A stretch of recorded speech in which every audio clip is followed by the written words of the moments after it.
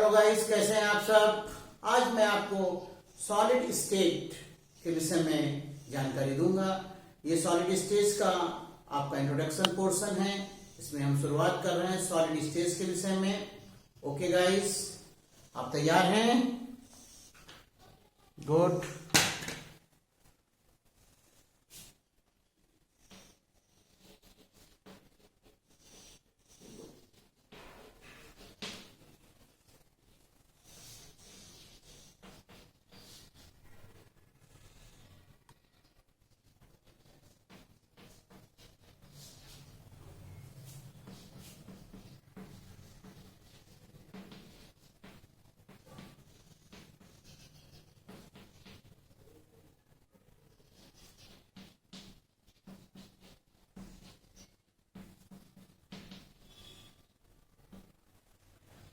Solid state की बात आती है तो मेरे जहन में आता है सॉलिड, आखिर सॉलिड क्यों होते हैं। उससे पहले मैं कुछ हिस्टोरिकल आपको पीछे ले चलता हूं हिस्ट्री में। आखिर स्टेट ऑफ मैटर में सॉलिड स्टेज कहां पर आते हैं। अगर हम स्टेट ऑफ मैटर की बात करें तो हमारी 3 स्टेजेस होती हैं, सॉलिड, लिक्विड और गैस। जनरली इसी पे हम लोग स्टडी करते हैं, पर 2 स्टेजेस और भी होती हैं जिनका नाम है प्लाज्मा स्टेट और बोस-आइंस्टीन कंडेंसेशन।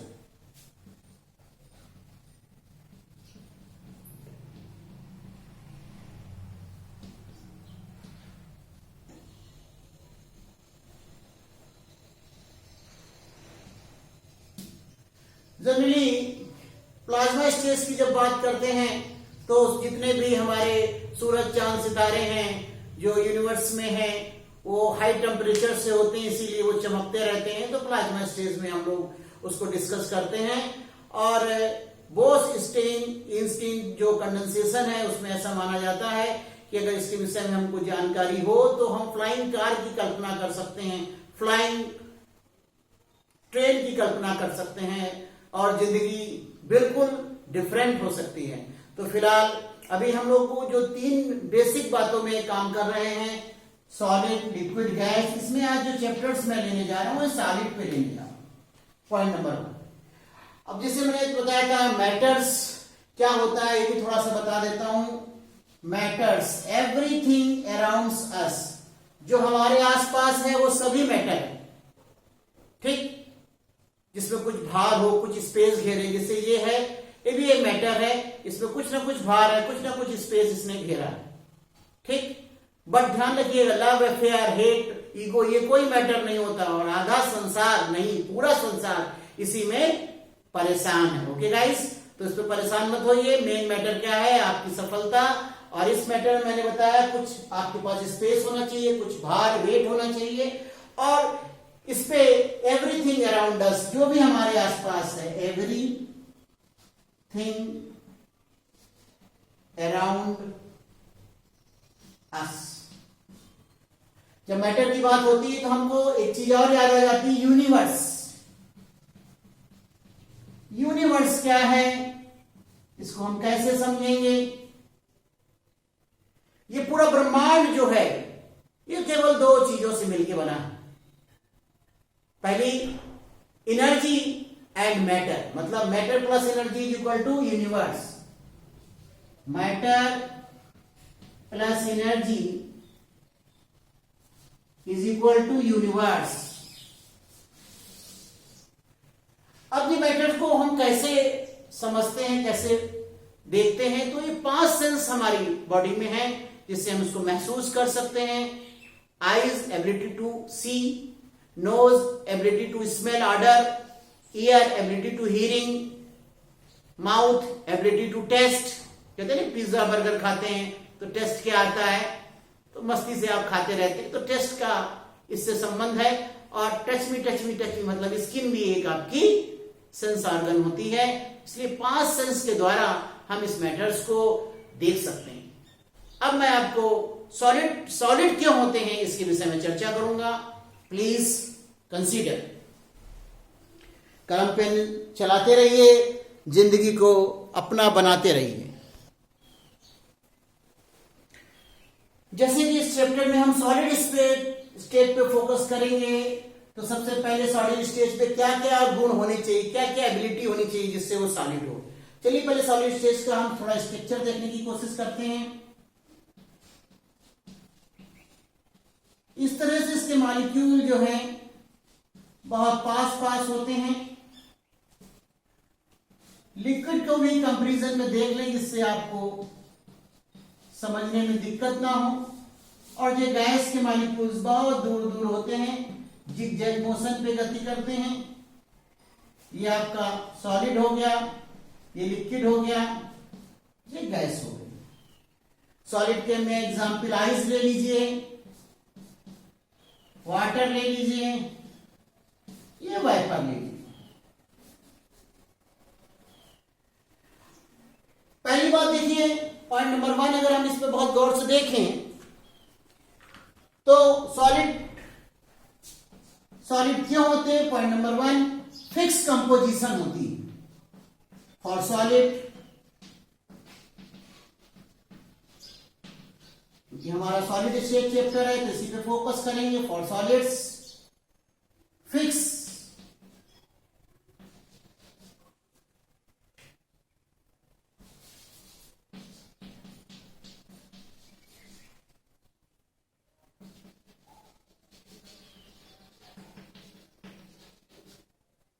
फिक्स्ड कंपोजिशन होती है।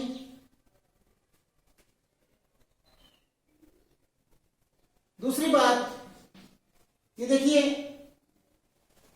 क्लोज पैकिंग में है कि नहीं, एक दूसरे से बिल्कुल सटे हुए हैं, क्लोज्ड पैकिंग, क्लोज पैकिंग में होते हैं। अब सॉलिड देखिए, ये सॉलिड है अगर तो इसका मास भी जो है फिक्स है, वॉल्यूम भी फिक्स है इसका, और इसमें शेप भी फिक्स है, मतलब डिफरेंट शेप होना बहुत जरूरी है सॉलिड के लिए। नेक्स्ट पॉइंट है definite shape, definite volume, definite shape, definite volume होना चाहिए। Please write down.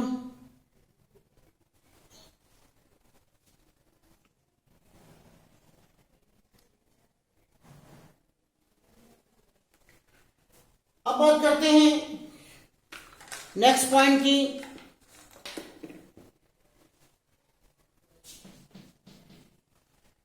Different mass होना चाहिए,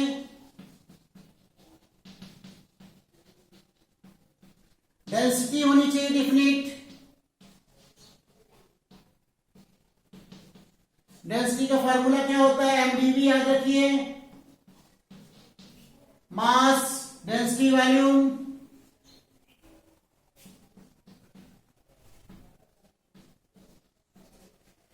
नेक्स्ट, इनमें डिफ्यूजन बिल्कुल नहीं होता, नील डिफ्यूजन।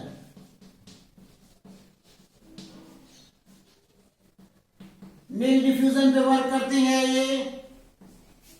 नेक्स्ट, ये रिजिड होते हैं, इनको कंप्रेस करिए तो नहीं होंगे, रिजिड होंगे, रिजिड।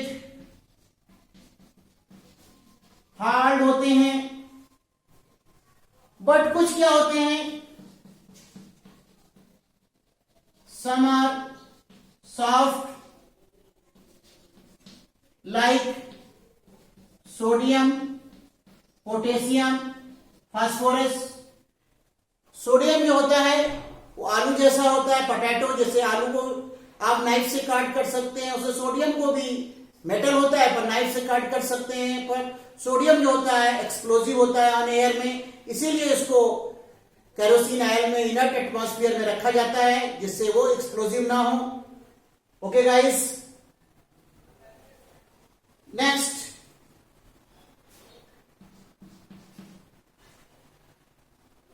ये वाटर जो होता है उसमें आप देखते होंगे आइस क्यूब सॉलिड होते हैं, वो ऊपर तैरते रहते हैं ऐसा however ice is lighter than water। ऐसा क्यों होता है? क्योंकि आइस में बीच बीच में गैप्स रहते हैं, स्पेस, वैकेंट स्पेस रहते हैं, इसीलिए आइस जो है वो पानी में तैरती रहती हैं। ओके गाइस, नोट कीजिए। ये जो बहुत पास पास होते हैं, एक दूसरे को अट्रैक्ट करते हैं bye inner molecular attractive forces के कारण बहुत ही पास पास इनके मॉलिक्यूल सेट होते हैं। एक बहुत प्यारी बात है, मरकरी लिक्विड होता है बट इसकी डेंसिटी हाई होती है, हाई डेंसिटी। मरकरी लिक्विड होता है पर हाई डेंसिटी होती है इसकी।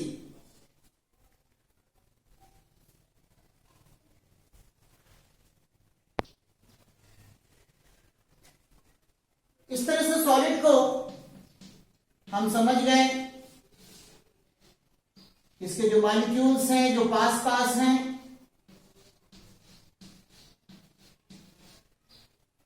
ठीक, तो आज इंट्रोडक्शन में इतने ही। नेक्स्ट सेशन में मैं आपको बताऊंगा टाइप ऑफ सॉलिड्स कितने प्रकार के होते हैं, एमॉर्फस सॉलिड क्या होता है, और नेक्स्ट के विषय में बताऊंगा क्रिस्टलाइन सॉलिड क्या होता है। बहुत बहुत शुभकामनाएं। God bless. Thank you all of you. Keep learning, keep watching.